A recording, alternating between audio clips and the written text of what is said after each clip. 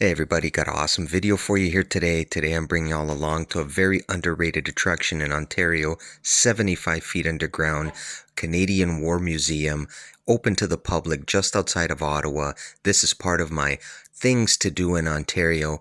Without further ado, let's get right into it.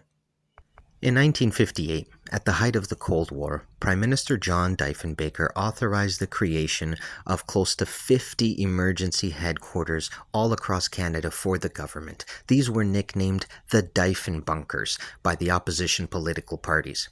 These shelters were part of what became known as the Continuity of Government Plan, which basically stated that in order to protect the future of the people, we must protect the government. If anybody is going to die in the population, it should be the regular people, and we should save the politicians because they're the ones that are going to rebuild the future. This was the thought process behind it, believe it or not.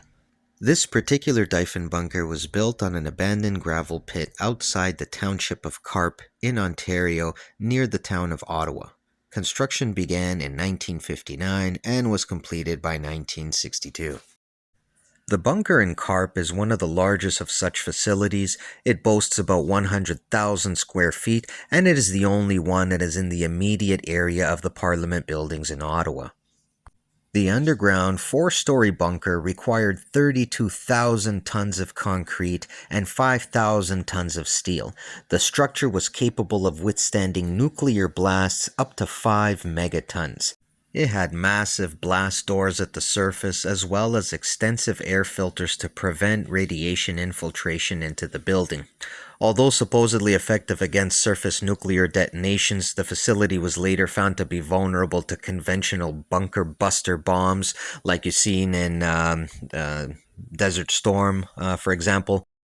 The bunker was so massive that it had underground storage for food, fuel, fresh water, and other supplies.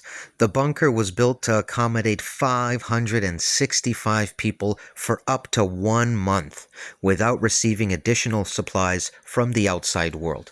This included emergency broadcast studio for the Canadian Broadcasting Corporation and a vault in the lowest level to hold the gold reserves for the Bank of Canada, just in case. And they actually let you walk in there. You can walk into the bank vault over there, and at the outside of the bank vault, there's some weird tunnel that really just goes all the way around. I do think there's some kind of hidden doorway there somewhere. It's just not very apparent. It is really cold down there. It's as cold as a meat locker, but you're free to walk around the entire premises as part of the museum now. Fortunately, however, it never served its intended purpose, although the Diefenbaker government did make plans to retreat to it in case of war with Cuba during the missile crisis of 1962. It was never used for any emergencies for the government.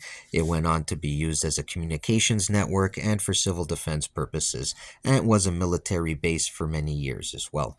It was closed down in 1994.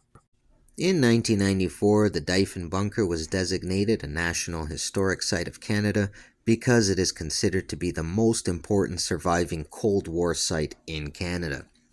It was purchased by the Diefenbunker Development Group in 1998 and officially opened as a museum in the name of the facility that was changed to Diefenbunker from the original CARP, Canada's Cold War Museum, shortly thereafter, and it is currently open year-round for the public tours. And I would certainly suggest, as you're visiting the Diefenbunker there's the CARP Library that's basically located in the parking lot, if you will. It's just outside the facility of the Diefenbunker. It's the local public library there. Very quiet. They don't get too many guests. Show them some support. Show them some love. I went in there, it was really cool, but what I found at the front door, check this out, they have little baskets that it's like for anybody who has a little bit of extra stuff from their garden or whatnot, they can bring it in here and support the local community or those that are in need. I thought that was great. Give them a shout out. Thanks for watching. Y'all take care. Have a good one now.